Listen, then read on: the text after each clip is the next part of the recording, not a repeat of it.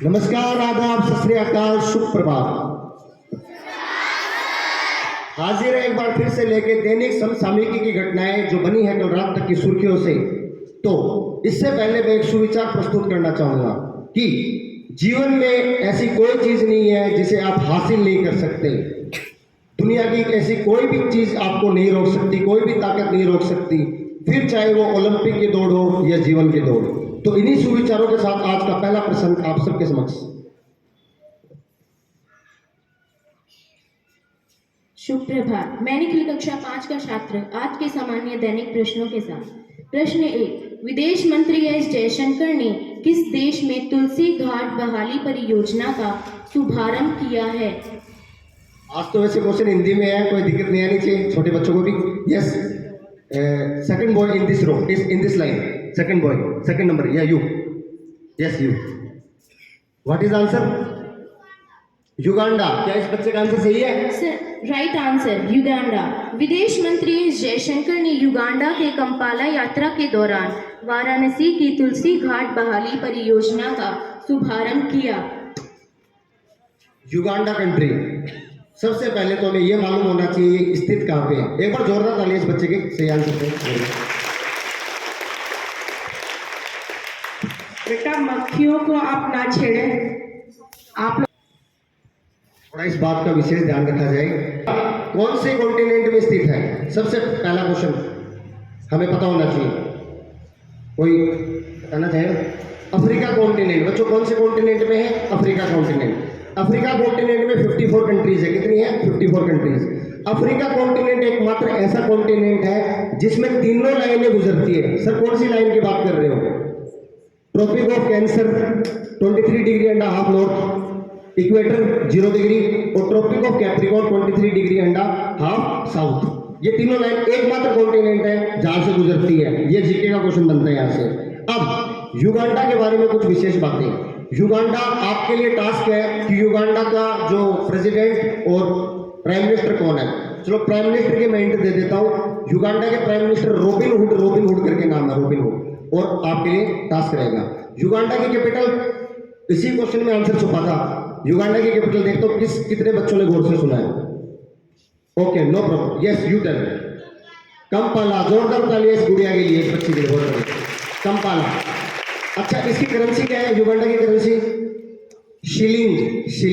Shilling से मिलती जुलता एक वर्ड है शिलोंग। कल हमने उस स्टेट का जिक्र किया था। कोई बता सकता है शिलोंग किसकी कैपिटल है? मेघालय की। ओके, मैंने थोड़ा जल्दी कर दिया बेटा। मेघालय की कैपिटल है। मेघालय में एक दो चीजें मिस हो गई थी कल, वो आज बता देता हूँ। मेघालय में 3 पहाड़ियां हैं, गारो, खासी, जंतिया। वेस्ट से गारो, खासी, जंतिया।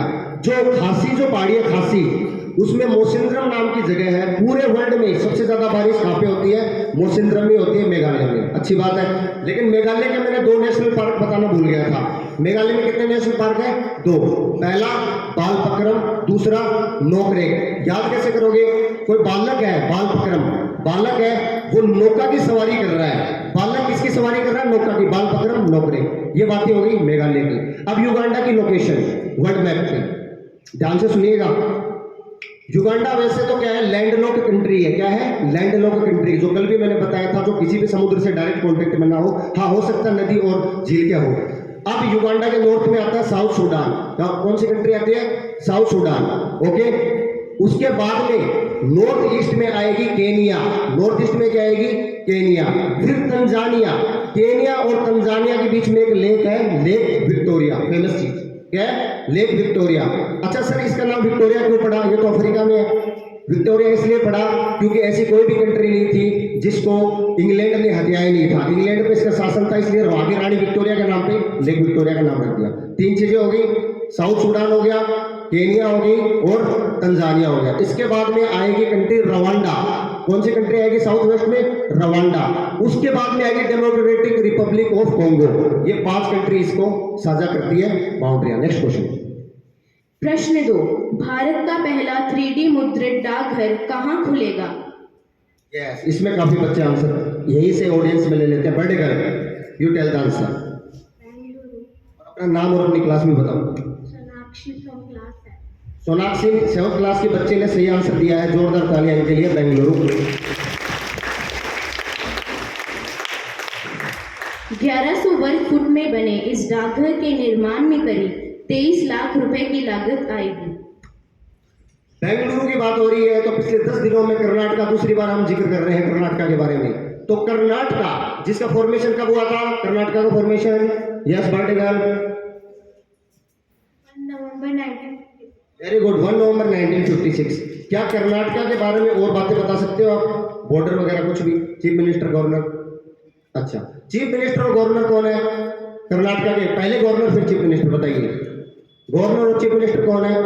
गहलोत, गहलोत बताए थे, लेकिन अशोक गहलोत नहीं बताया था। तो सर कौन से Gehlot? Thawar Chand Gehlot governor. Chief minister कौन है? बसवराज बोमई, बसवराज बोमई। अच्छी बात है।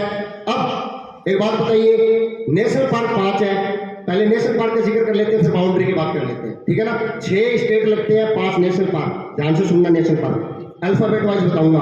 ए फॉर अंशी, अंशी नेशनल पार्क, बन्नरघट्टा, बंदीपुर। तो सर बांधवगढ़ कहाँ पे है? बांधवगढ़ मध्य प्रदेश में। बंदीपुर 3 हो गए। चौथा कुद्रेमुख, 5वां नागरहोले, और नागरहोले का दूसरा नाम क्या है? राजीव गांधी। राजीव गांधी एक और पढ़ा था, वो कहाँ पे था sir? Andhra Pradesh. 5 national park हो गए, अच्छी बात है। अब बॉर्डर की बात करते हैं। बॉर्डर कितने लगते हैं? 6 बॉर्डर लगते हैं। किसके? कर्नाटका के। नॉर्थ में बात करें तो महाराष्ट्र, नॉर्थ में बात करें तो महाराष्ट्र, घड़ी की दिशा में चलेंगे। उसके बाद में हम बात करेंगे तेलंगाना, सेकंड नंबर पे क्या आएगा? तेलंगाना। थर्ड नंबर पे आएगा आंध्र प्रदेश, फोर्थ नंबर पे आएगा तमिलनाडु, इधर फिफ्थ पे आएगा केरला, ऊपर गोवा, और इधर अरेबियन सी। हो गए 6 बॉर्डर। ये तमाम बातें थी कर्नाटका के बारे में। Next question. प्रश्न 3, हाथी बचाओ दिवस कब मनाया जाता है? बहुत बढ़िया, वेरी गुड। काफी बच्चों की तादाद में नंबर बढ़ता हुआ है यहाँ पे। आप बताइए। 16 अप्रैल के। इस बच्चे ने सही आंसर दिया है। सही उत्तर 16 अप्रैल। एक बार जोरदार ताली हो जाए इस बच्चे, बहुत बढ़िया।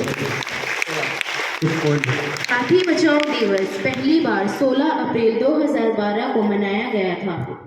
वर्ल्ड एलिफेंट डे की बात करते हैं अब, इससे रिलेटेड। वो कब आता है? 12 अगस्त को आता है। तो सर कौन से दिवस के साथ आता है? 12 अगस्त को एक दिवस और होता है जिसको हम कहते हैं, क्या कहते हैं? World youth day. तो नेशनल यूथ डे कब आता है? ये आपके लिए टास्क होगा। उसमें एक हमारी महानस्ती का जन्मदिन आता है नेशनल यूथ डे के हिसाब से, ठीक है। एलिफेंट की बात करें, पूरे एशिया में 60% हाथी कहाँ पे है? सिर्फ एशिया के 60% हाथी इंडिया में है। 2017 के सेंसस के अकॉर्डिंग 27,332 हाथी इंडिया में है। अब इंडिया में टॉप 3 स्टेट बताता हूं जिसमें मैक्सिमम एलिफेंट है। सबसे पहले स्टेट अभी बात हुई थी किसकी? कर्नाटका। सबसे ज्यादा हाथी कहाँ पे है? कर्नाटका में। उसके बाद में आसाम, सेकंड नंबर पे डिक्रीजिंग ऑर्डर आसाम, और फिर तीसरे नंबर पे Kerala. Karnataka, Assam, Kerala. That's all for today from my corner. Thank you and have a fantastic day.